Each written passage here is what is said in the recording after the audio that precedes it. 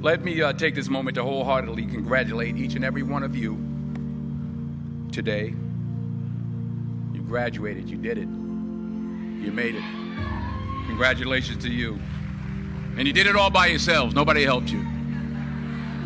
No, that's not. That's what That's what I thought when I was young. I starting to really make it as an actor.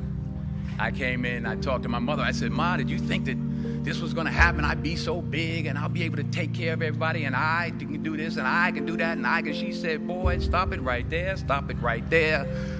Stop it right there." He said, "If you only knew how many people that have been praying for you, how many prayer groups she put together, how many prayer cloths she gave me, how many times she splashed me with holy water to save my sorry behind," as she said it. I'm going to tell about 2-3 stories. I'm going to keep it real short. Number 1, put God first. Put God first in everything you do.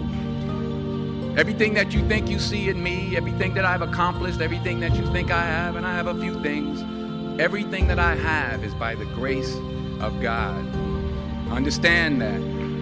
It's a gift. 40 years ago, March 27th, 1975, it was 40 years ago, just this past March, I was flunking out of college. I had a 1.7 grade point average. I hope none of you can relate. I had a 1.7 grade point average. I was sitting in my mother's beauty shop. They still call it beauty shops now? What they call it now? Yeah, I was sitting in the beauty parlor. I was sitting in my mother's beauty parlor, and I'm looking in the mirror, and I see behind me this woman under the dryer. And every time I looked up, she was looking at me, just looking me in the eye. And I didn't know who she was, and I said, she said, "Somebody give me a pen, give me a pencil. I have a prophecy." March 27, 1975. She said, "Boy, you are going to travel the world and speak to millions of people." Now, mind you, I was flunked out of college. I'm thinking about joining the Army. I didn't know what I was going to do, and she's telling me I'm going to travel the world and speak to millions of people. Well, I have traveled the world, and I have spoke to millions of people. But that's not the most important thing, the success that I had. The most important thing is that what she taught me and what she told me that day has stayed with me since. I've been protected. I've been directed. I've been corrected. I've kept God in my life, and it's kept me humble. I didn't always stick with him, but he always stuck with me. So stick with him in everything you do. If you think you want to do what you think I've done, then do what I've done and stick with God. Number 2, fail big. That's right. Fail big. Today is the beginning of the rest of your life, and it can be very frightening. It's a new world out there. It's a mean world out there, and you only live once. So do what you feel passionate about.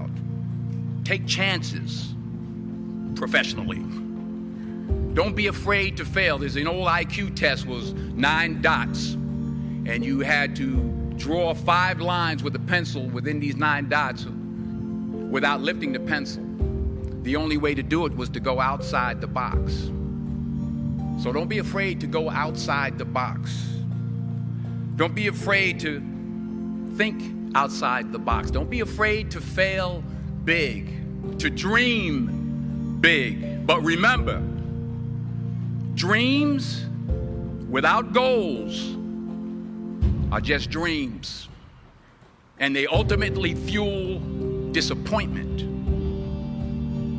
So have dreams, but have goals. Life goals, yearly goals, monthly goals, daily goals. I try to give myself a goal every day. Sometimes it's just to not curse somebody out. Simple goals, but have goals.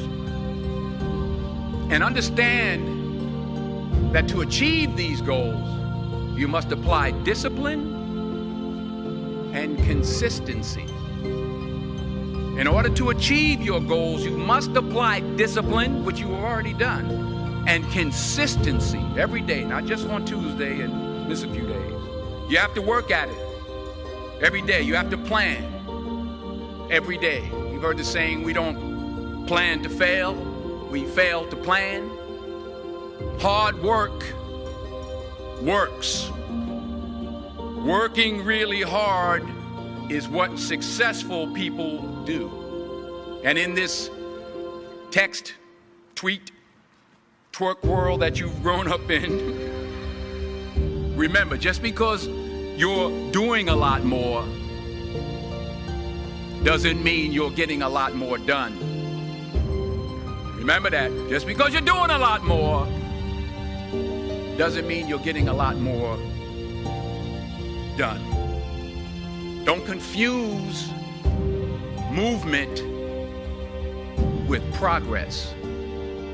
My mother told me, she said, yeah, because you can run in place all the time and never get anywhere. So continue to strive, continue to have goals, continue to progress. Number 3,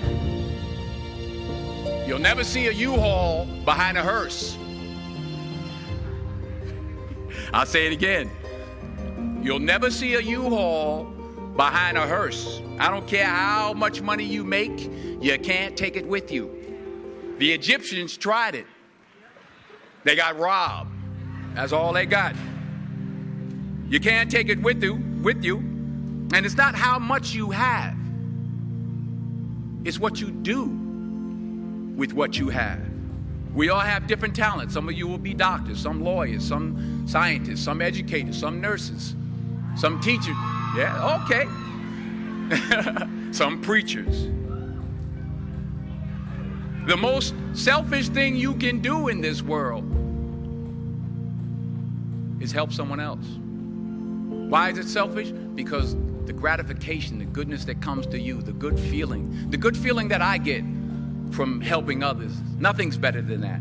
Well, one or two things, but nothing's better than that. Not jewelry, not big house I have, not the cars, but it's the joy. That's where the joy is, in helping others. That's where the success is, in helping others. Say thank you in advance for what's already yours. It's how I live my life. That's why I am, one of the reasons why I am today. Say thank you in advance for what is already yours. True